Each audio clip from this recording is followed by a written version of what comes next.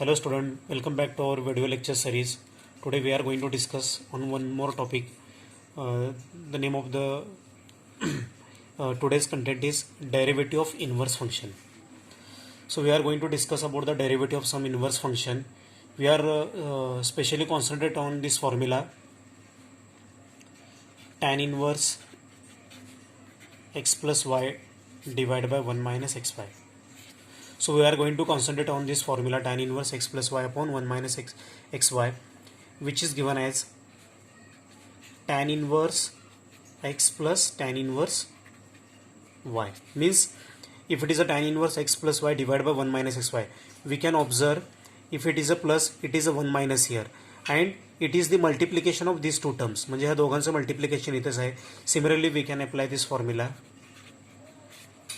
tan inverse x minus y divided by, if it is a minus, it is 1 plus, it should be 1 plus, and multiplication of these two terms, that is x into y, and this is given as the tan inverse x minus tan inverse y. So we are going to concentrate on these two examples. म्हणजे ह्या दोन फॉर्म्युलावर आपण काय करणार आहोत, example solve करणार आहोत. इथं आपल्याला काय काय लागणार आपण ते बघूत आधी. We need derivative of tan inverse x. Derivative of tan inverse x is given as 1 upon 1 plus x square. If it is in the composite form, means what? Derivative of tan inverse ax plus b. It is in the composite form. Its a derivative is 1 upon 1 plus this bracket square, ax plus b square, into again derivative of this bracket, that is x plus b. Because it is a composite form, it is similar to tan inverse x, but instead of x it is the x plus b. म्हणजे काय तर for example समजा tan inverse 8x आहे, तर याचा derivative काय येणार 1 upon 1 plus 8x चा स्क्वेअर येणार, बरोबर आहे, into again derivative of 8x, आणि 8x चा डेरिव्हेटिव्ह किती येतो, हा आहे तसा राहणार 1 अपॉन 1 प्लस 64x स्क्वेअर, 8चा स्क्वेअर 64, x चा square x square, into 8x चा derivative 8 as it is, derivative of x is 1. Means we are going to apply this tan inverse, and it's a composite formula in the given examples. Okay, we are going to concentrate on these two examples, these two formulas. Okay, let us have one example. If y is equal to tan inverse 5x upon 1 minus 6x square, then we have to find the value of dy by dx. Okay, हा tan inverse 5x upon 1 minus 6x square आहे. ठीक आहे, तर आपल्याकडे tan inverse दोन फॉर्म्युले आहेत. त्यापैकी एक फॉर्म्युला लिहिला आहे मी tan inverse x plus y upon 1 minus xy. आताच तुम्हाला आपण एक्सप्लेन करून सांगितलं आहे की इथं प्लस असेल तर इथं 1 मायनस पाहिजे, इथं जर मायनस असेल तर इथं 1 प्लस पाहिजे, आणि या दोघांचं मल्टिप्लिकेशन इथं पाहिजे. तर असं जर असेल तर आपण काय करू शकतो, tan inverse x plus tan inverse y आपण अप्लाय करू शकतो. मग ह्या फॉर्ममध्ये आपल्याला ह्या एक्झाम्पलला आणता येईल का आपण ते बघूयात. ठीक आहे, तर कसं आणायचं बघा ह्या टाईपच्या एक्झाम्पलमध्ये. इथं डिनॉमिनेटरमध्ये 1 आहे, ठीक आहे, 1 मायनस आहे, म्हणजे आपल्याला वर प्लस आणायचं आहे. ठीक आहे, तर मी काय करतो, ह्या 6ला कसं स्प्लिटअप केलं बघा, इथं 6ला कसं स्प्लिटअप केलं आहे, तर अशा प्रकारे स्प्लिटअप करायचं आहे की 6ला इथं जर मायनस असेल तर वर प्लस पाहिजे, तर 6ला असं स्प्लिटअप करा की त्याची ॲडिशन 5 यायला पाहिजे. ठीक आहे, तर मी कसं केलं बघा, 3 into 2, 3 into 2 जर केला तर 6 येत आहे, 3 plus 2 जर केला तर 5 येणार. म्हणजे 5xला आपण कसं लिहू शकतो आहे, 3x प्लस 2x असं आपण लिहू शकतो आहे. तर कसं येणार बघा, हे 6ला आपण कसं केलं आहे 3 into 2, कारण आपल्याला इथं 1 मायनस आहे, तर आपल्याला इथं वरमध्ये प्लस पाहिजे, बरोबर आहे का नाही, 2 टर्मच्या मध्ये प्लस पाहिजे, पण 2 टर्मच्या मध्ये प्लस देताना ह्या 5xचा पण आपल्याला विचार करायला पाहिजे कुठेतरी. म्हणून मी काय केलं आहे, 6ला कसं स्प्लिटअप केलं आहे, 6ला 3 into 2, कारण 3 into 2 केल्यानंतर 6 येत आहे, आणि दोघांची ॲडिशन पण केल्यानंतर 5 येत आहे, म्हणजे 5xला 3x प्लस 2x, म्हणजे 3x प्लस 2x म्हणजे परत 5x, आणि हा 1 मायनस 6x स्क्वेअर. तर बघा आता हा फॉर्म्युला इथं ॲप्लिकेबल होतो का आपण बघूयात. कसं पाहिजे, ह्या दोघांचे मल्टिप्लिकेशन येतं पाहिजे, 3x into 2x, 3 into 2 6x into x x square. म्हणजे हा फॉर्म्युला आपण इथे आता इझिली अप्लाय करू शकतो. कसं येणार, ह्या फॉर्म्युल्याप्रमाणे tan inverse first term, tan inverse x, tan inverse second term, tan inverse 2x. ठीक आहे, तर म्हणजे हा फॉर्म्युला आपण इथे अप्लाय केला आहे. Now we are going to differentiate with respect to x. So वायचा derivative dy by dx, tan inverse एक्सचा काय येणार, tan इनवर्स एक्सचा derivative 1 upon 1 plus x square. तसं काय येणार, हे 1 upon 1 plus 3x square into again derivative of 3x, because we are dealing with the composite function. आपण कंपोजिट फंक्शनला डील करत होतो. इथं जर फक्त x असेल, tan इनवर्स x असेल, तर आपण 1 अपॉन 1 प्लस x स्क्वेअर लिहिलं असतं.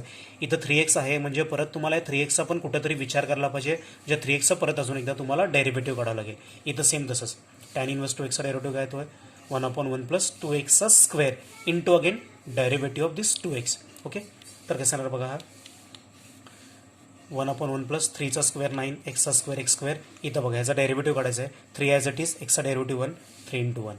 हा टर्म 1 प्लस 2चा स्क्वेअर 4 आणि एक्सचा स्क्वेअर एक्स स्क्वेअर. इथं पण बघा 2 ॲज इट इज, एक्सचा डेरिव्हेटिव्ह 1, 2 इंटू 1. ओके, म्हणजे कसं येणार आहे 3 into 1, 3 divide by 1 plus 9 x square. हा टर्म आहे तसं राहू दे.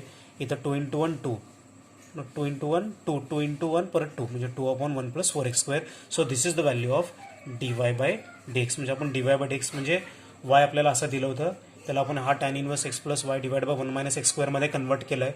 कन्वर्ट करून त्याला सिम्प्लिफाय करून त्याचं डेरिव्हेटिव्ह काढलं आहे, तो डेरिव्हेटिव्ह ओढायलेला आहे. असं सेम ह्या एक्झाम्पलवर अजून एक एक्झाम्पल आहे. असं सेम एक्झाम्पल इथं दिलेलं आहे. y is equal to tan inverse x upon 1 plus 12x square.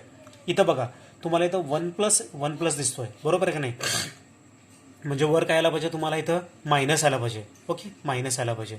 तर मी कसं केलं बघा, 12ला कसं स्प्लिटअप केलं आहे, 12ला 4 इंटू 3 घेतलं आहे, कारण 4 इंटू 3 घेतलं तर 12 येत आहे. आता 4 मायनस 3 जर केलं तर 1. आपल्याला बघा हे करताना हे एक्स पण यायला पाहिजे, ह्याचा पण विचार करायला पाहिजे. तर काय केलं मी, 12ला 4 इंटू 3 केलं आहे, म्हणजे 4x मायनस 3x जर केलं तर एक्स येत आहे. म्हणजे हे x can be express as the 4x minus 3x divide by 1 plus 12x square. बघा हा फॉर्म्युला आता बसतो का नाही आपण बघूयात. ह्या दोघांचं मल्टिप्लिकेशन इथं मायनस आहे, इथं 1 प्लस आहे, ठीक आहे. ओके, ह्या दोघांचं मल्टिप्लिकेशन इथं पाहिजे. 4x into 3x, 4 into 3 12x square. म्हणजे तुम्ही याला काय करू शकता, tan inverse 4x minus tan inverse 3x असं करू शकताय. मग नंतर तुम्ही मागच्या एक्झाम्पलसारख्याला डिफरन्शिएट करा, डिफरन्शिएट करून याचं आन्सर काढण्याचा प्रयत्न करा. अजून आपण एक एक्झाम्पल बघू याच्यावर. y is equal to tan inverse 5x minus 4 divide by 5 plus 4x. We are going to find the derivative of this function, that is we have to find the dy by dx. Okay, so what is our first aim? First aim is to convert this example in the form tan inverse x plus or minus y divided by, if it is a 1 plus, it is a 1 minus, it is a plus x into y. Either it is a x plus y upon 1 minus xy or x minus y upon 1 plus xy. या फॉर्ममध्ये आपल्याला convert करायचं, म्हणजे डिनॉमिनेटरमध्ये तर 1 पाहिजे. ठीक आहे, मग मला 1 कसं मिळणार, मी काय केलं इथं बघा, ह्या दोघांमधूनही 5 कॉमन काढलं आहे. इथं 5 कॉमन काढल्यानंतरच तुम्हाला 1 मिळू शकतं आहे. आपला एम काय आहे, हा फॉर्म्युला जर अप्लाय करायचा आहे तर 1 कंपल्सरी पाहिजे. तर या दोघातून काय करतो मी, 5 कॉमन काढतो आहे. हा जर 5 बाहेर आला तर इथं 1 येणार, आणि या दोघांमधून हे 5च्या मल्टिपलमध्ये नाही, it is not in the multiple of 5. So we can divide this 4x by 5, कारण यातनं 5 बाहेर येत नाही म्हणून याला डिवाइड केलं. ओके, तर आता बघा मला हा 5 कॅन्सल जर करायचा असेल पुढे जाऊन, ठीक आहे, कारण या फॉर्म्युलामध्ये डिनॉमिनेटरमध्ये कुठं टर्म मल्टिप्लाय नको आहेत. तर हा 5 जर मला कॅन्सल करायचा असेल, इथं पण कुठेतरी 5 यायला पाहिजे. त्यासाठी मी काय करतो, परत इथं ह्या दोघातून 5 कॉमन काढतो आहे. 5 जर कॉमन काढला तर इथं किती येणार, एक्स येणार. 4 is not the multiple of 5, 4 हा 5चा मल्टिपलमध्ये नाही, त्यामुळे 4ला 5नं डिवाइड करा. तर बघा हा 5 आणि 5 आपण इझिली कॅन्सल करू शकतो. म्हणजे काय आपल्याकडे राहील, tan inverse x minus 4/5 divide by 1 plus 4x/5. आता हा फॉर्म्युला इथं ॲप्लिकेबल होतो का नाही आपण चेक करूयात. इथं मायनस आहे, 1 प्लस आहे. आता नेक्स्ट आपलं चेक काय करायला पाहिजे, ह्या दोघांचंही मल्टिप्लिकेशन इथं पाहिजे. तर x इंटू 4/5 किती येतं आहे, x इंटू 4/5 म्हणजे किती येणार, x इंटू 4 4x/5. म्हणजे ह्या दोघांचंही मल्टिप्लिकेशन इथं आहे.